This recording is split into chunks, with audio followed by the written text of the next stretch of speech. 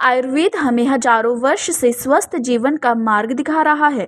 प्राचीन भारत में आयुर्वेद को रोगों के उपचार और स्वस्थ जीवन शैली व्यतीत करने का सर्वोत्तम तरीकों में से एक माना जाता है। इसी के चलते दिल्ली के एनडीएमसी कॉलोनी में संध्या मेडिसिटी द्वारा आयुर्वेद मेगा कैंप का आयोजन किया गया, जिसे संध्या मेडिसिटी के फाउंडर डॉक्टर विकास गुप्ता और को फाउंडर डॉक्टर रजनी गुप्ता के नेतृत्व में आयोजित किया गया। आज आप भोजन नहीं खा पा रहे हो, भोजन के बदले दवाई खा रहे हो। वो क्यों? क्योंकि शरीर से टॉक्सिन नहीं निकल पाया। उस टॉक्सिन को निकालने के लिए आपको पंचकर्म की आवश्यकता है, जिससे आपके शरीर से गंदगी निकल सके। नासस्य शिरोद्वारम मैंने जो आपको बताया, सर के अंदर माइग्रेन की वजह से जो टॉक्सिन जमा हो गए हैं वो नाक के माध्यम से ये सारा निकल जाएगा और आप समूल इस बीमारी से मुक्त हो जाओगे। इसके लिए पंचकर्म को कहा गया शुद्धि, प्यूरिफिकेशन, शरीर को क्लीन करना।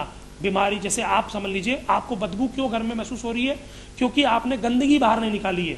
तो पंचकर्म क्या करता है, वो उसके ऊपर डब्बा रखता है। एलोपैथी क्या करती है? डब्बा रख दो जी, या सेंट छिड़क दो, ये हुई एलोपैथी। आयुर्वेद क्या करता है? भाई कचरा ही बाहर निकालो कि आपको बदबू महसूस ना हो। ये है पंचकर्म। मेरा नाम विजय कुमार है और संध्यासी न्यूरो पंचकर्मा का मैं फाउंडर मेंबर हूँ।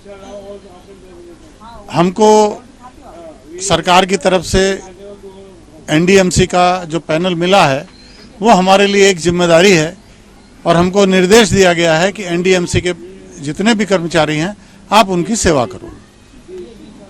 ये सेवा जो है पूरी तरह से आयुर्वेदिक होगी, पूरी तरह से पंचकर्मा पे बेस्ड होगी। हमारे डॉक्टर्स और हमारे जो एक्सपर्ट्स हैं वो चेक करेंगे और उसके बाद जो भी थेरेपी जरूरी होगी वो आपको दी जाएगी। इस कैंप में किडनी रोग, कैंसर रोग, हृदय रोग, लीवर, मधुमेह, बवासीर, बांझपन, जोड़ों का दर्द, गठिया सहित कई बीमारियों का इलाज किया गया। इस दौरान लोगों ने इस कैंप का लाभ भी उठाया। विजय जी ने लगभग 4-5 दिन पहले संपर्क किया था कि यहाँ बस्ती में हम एक ऐसे कैंप करने जा रहे हैं। स्वस्थ आयु ऐसा है कि आजकल जो है हम अंग्रेजी जो दवाइयाँ खाते हैं, प्राय सभी लोग जानते हैं कि अंग्रेजी दवाइयों से साइड इफ़ेक्ट बहुत होता है। और अंग्रेजी दवाई, हम एक मर्ज़ की दवाई खा रहे हैं, एक बीमारी की दवाई खा रहे हैं, तो दूसरी बीमारी को इनकी पैदा करती है वो। तो अब आहिस्ता आहिस्ता ये जो है ना लोग बाग उसके प्राकृतिक चिकित्सा की तरफ, आयुर्वेद की तरफ को अग्रसर हो रहे हैं। उसी दिशा में डॉक्टर गुप्ता के द्वारा यहाँ पर डॉक्टर विजय जी के द्वारा एक कैंप का यहाँ आयोजन हुआ है। कैंप के बारे में, देसी जो दवाई है मैं उसके बारे में काफ़ी परिचित हूँ और मैंने पूरी कॉलोनी में अदर लोगों से भी, स्टाफ के लोगों से भी बारीकी से समझाया कि देसी दवाइयाँ जड़ से इलाज करती है, धीरे धीरे करती है, साइड इफेक्ट नहीं करती है। अंग्रेजी दवाई से 100 गुना अच्छी हैं। अंग्रेजी दवाइयाँ जल्दी ठीक करके साइड इफेक्ट 4 गुना कर देती हैं और उनको संभालना फिर शरीर का भारी हो जाता है। जिस तरह से हमारा आदमी 60 साल का होता है, उसे अपना एक बीमारी को संभालना भारी हो जाता है। तो देसी दवाई चाहे जवानी में लो चाहे बुढ़ापे में लो, ये 100 गुना फायदा करती है। काफी आराम मिला।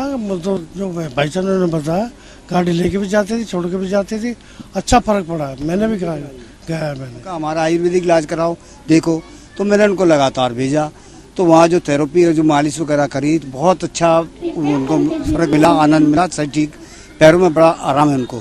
फिर मेरी बेटी का भी दिक्कत थी कमर की, मैंने उनको भी भेजा, अपनी बेटी अर्चना उज्जैनवाल, तो उनकी भी मसाज वगैरह करी।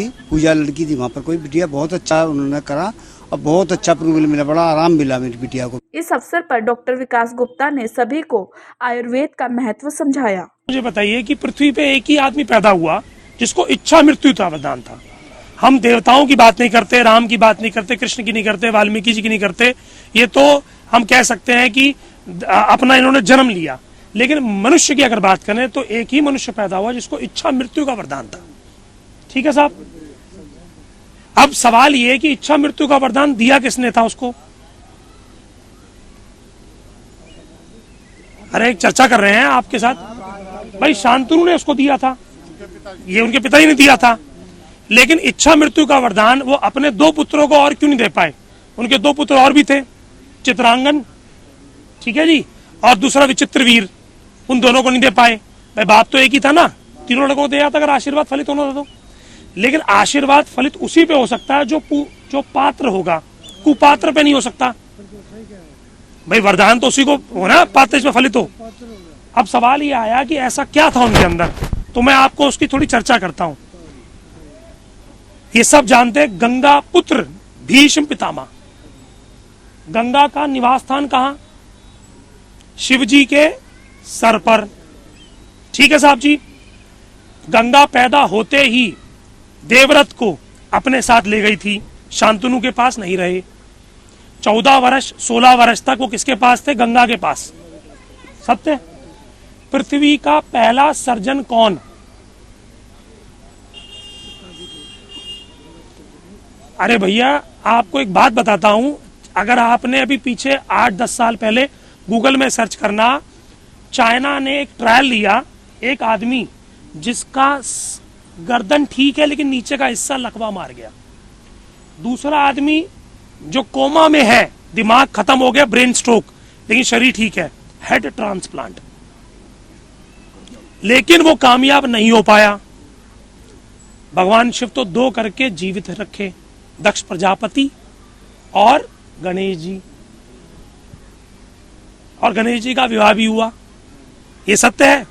यानी कि पृथ्वी का पहला सर्जन अगर किसे कहें, और अगर भाषा कहें संस्कृत, तो कहा जाता है संस्कृत की उत्पत्ति भगवान शिव के डमरू से हुई थी। ताजा तरीन खबरों को जानने के लिए अभी टाइप करें दिव्य दिल्ली न्यूज। नीचे दिए गए सब्सक्राइब बटन को दबाएं और नोटिफिकेशन के लिए दिए गए बेल आइकन को क्लिक करें। हमारे वीडियोस को लाइक, शेयर और कमेंट करना ना भूलें।